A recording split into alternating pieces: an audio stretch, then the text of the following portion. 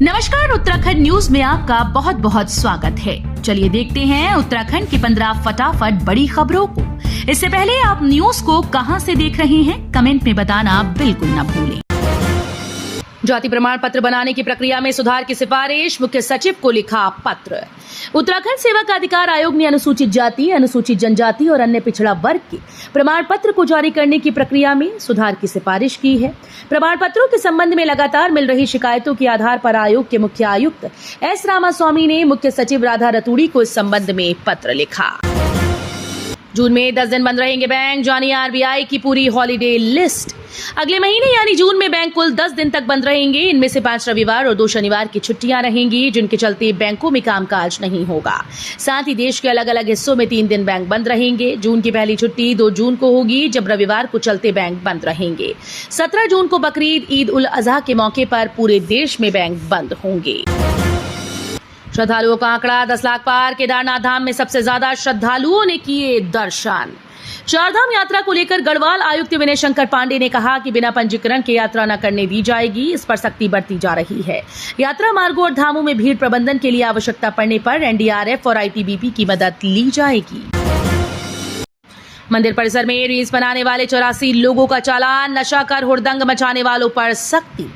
केदारनाथ परिसर में social media पर रील्स बनाने और नशा कर हुड़दंग मचाने वालों पर पुलिस ने सख्ती करनी शुरू कर दी। अब तक धाम के प्रतिबंधित क्षेत्र में रील्स बनाने वाले 84 व्यक्तियों के खिलाफ चालानी कार्रवाई की गई, जबकि हुड़दंग मचाने वाले 59 लोगों पर कार्रवाई की गई। यात्रा में अब तक 56 तीर्थयात्रियों की मौत। केदारनाथ में सबसे ज्यादा 27 ने तोड़ा दम। चारधाम यात्रा शुरू होने के 16 दिन में 56 तीर्थयात्रियों ने दम तोड़ दिया। इसमें 50 साल से अधिक आयु के 40 यात्री शामिल हैं। हार्ट अटैक और पल्मोनरी एडिमा के कारण 47 तीर्थयात्रियों की मौत हुई। भीषण गर्मी के बीच प्रदेश में बिजली की मांग 5.9 करोड़ यूनिट तक पहुंची, कुछ स्थानों पर कटौती। भीषण गर्मी के बीच राज्य में बिजली की मांग का आंकड़ा बीते दिनों भी 5.9 करोड़ यूनिट आंका गया। इस बीच कुछ जगहों पर स्थानीय कारणों से कटौती हुई। हालांकि यूपीसीएल प्रबंधन का दावा है कि उधम सिंह नगर के ग्रामीण इलाकों में कुछ कटौती हुई है। स्कूल में पानी न आने से नहीं बना भोजन, बिस्कुट खाकर बच्चों ने भूख मचाई, अभिभावकों ने किया प्रदर्शन। अटल उत्कृष्ट इंटर कॉलेज द्वाराहाट में जलापूर्ति ठप होने से मध्याह्न भोजन न बन सका। ऐसे में विद्यार्थियों को बिस्किट खिलाने पड़े।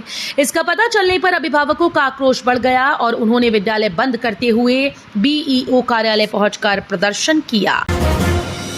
सड़क पर उतरा जनसैलाब, विरोध में बच्चे और महिलाएं, धरना प्रदर्शन कर दी चेतावनी। अल्मोड़ा के काफली खान में शराब की दुकान बंद करने की मांग पर क्षेत्र की महिला और बच्चों ने बाजार में जुलूस निकाला और धरना दिया। महिलाओं ने कहा कि शराब की दुकान खुलने से क्षेत्र का माहौल खराब हो रहा है। महिला चिकित्सक से छेड़छाड़ मामले के बाद एक और बवाल, नर्सिंग ऑफिसर्स हड़ताल पर गए। अखिल भारतीय आयुर्विज्ञान संस्थान ऋषिकेश में नर्सिंग ऑफिसर्स को अभद्र भाषा का प्रयोग करने वाले 2 चिकित्सकों के खिलाफ कार्रवाई की मांग को लेकर नर्सिंग प्रोफेशनल डेवलपमेंट एसोसिएशन के आह्वान पर एम्स के नर्सिंग स्टाफ हड़ताल पर चले गए। सेंचुरी क्षेत्र में एनजीटी के नियमों का पालन नहीं कर रही हेली कंपनीज, चार्टर भी भर रहे बेधड़क उड़ान।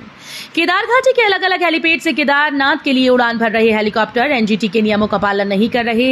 हेलीकॉप्टर के लिए तय ऊंचाई 600 मीटर पर कोई भी हेलीकॉप्टर उड़ान नहीं भर रहा है।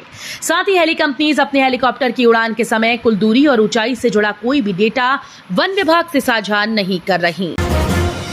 अब ध्वनि तरंग आधारित तकनीक से होगी डॉल्फिन की सटीक गिनती। वैज्ञानिकों ने विकसित की तकनीक। वन्यजीव संस्थान के वैज्ञानिकों ने डबल ऑब्जर्वर मार्क रिकैप्चर तकनीक विकसित की। दिखने में सभी एक जैसी, कभी पानी की सतह पर उछल कूद करती और फिर चंद सेकंड में ओझल हो जाने वाली डॉल्फिन की गिनती करना ऐसा है मानो रेत में सुई ढूंढना। लेकिन अब भारतीय वन्यजीव संस्थान के वैज्ञानिकों की ओर से डॉल्फिन की सटीक गिनती के लिए विकसित की गई डबल ऑब्जर्वर आधारित मार्क रिकैप्चर विधि से ये आसान होगा। हाईकोर्ट से हल्द्वानी हिंसा के मास्टरमाइंड मलिक को राहत, 2.68 करोड़ के रिकवरी नोटिस पर लगाई रोक। हल्द्वानी हिंसा के मास्टरमाइंड अब्दुल मलिक को नगर निगम की ओर से भेजे 2.68 करोड़ के वसूली नोटिस पर हाईकोर्ट ने रोक लगा दी। मामले की सुनवाई वरिष्ठ न्यायमूर्ति मनोज कुमार तिवारी की एकल पीठ में हुई। एक वोट का हिसाब है। चुनाव आयोग ने जारी किया 5 चरणों के मतदान का ब्यौरा, हर शंका का दिया जवाब। मतों के आंकड़ों में फेरबदल के आरोपों को चुनाव आयोग ने मनगढ़ंत और आधारहीन बताते हुए चुनाव आयोग ने 5 चरणों में पड़े हुए कुल वोटों के मत प्रतिशत के साथ इसकी कुल संख्या का आंकड़ा भी शनिवार को जारी कर दिया। इस आंकड़े में आयोग ने हर संसदीय क्षेत्र में कुल वोटर्स की संख्या के साथ मतदान करने वाले वास्तविक वोटर्स की संख्या का खुलासा किया। गोफर्स्ट को बड़ा झटका, दिवालिया एयरलाइन को खरीदने से पीछे हटे इजी ट्रिप के मालिक। इजी ट्रिप दिवालिया हो चुकी एयरलाइन गोफर्स्ट को खरीदने के दौर से पीछे हो गई। कंपनी के फाउंडर निशांत पिट्टी ने सोशल मीडिया प्लेटफॉर्म एक्स पर पोस्ट लिखकर इसकी जानकारी दी। उन्होंने कहा कि कंपनी अब अपने मुख्य बिजनेस को अधिक मजबूत बनाने पर फोकस कर रही है, इसलिए हमने अपनी बोली को वापस लेने का फैसला किया है। सीडीएस अनिल चौहान ने बेंगलुरु में आईएएफ मुख्यालय में प्रशिक्षण कमान का किया दौरा, सभी कर्मियों के प्रयासों की सराहना। Chief of defence staff general Anil Chauhan ने मुख्यालय वाले भारतीय वायुसेना की प्रशिक्षण कमान का दौरा किया। उन्होंने प्रशिक्षण कमान के पदाधिकारियों को संबोधित करते हुए कहा कि बेहतर प्रशिक्षण के लिए राष्ट्र के दुर्लभ संसाधनों का कुशलतापूर्वक उपयोग करने के लिए संयुक्त प्रयासों को और बढ़ाने की आवश्यकता पर जोर दिया जाना चाहिए। तो ये थी उत्तराखंड की 15 बड़ी खबरें। रोजाना ऐसे ही सबसे पहले अपडेट पाने के लिए चैनल को सब्सक्राइब करना बिल्कुल ना भूलें। साथ ही वीडियो को लाइक भी कर दें। धन्यवाद।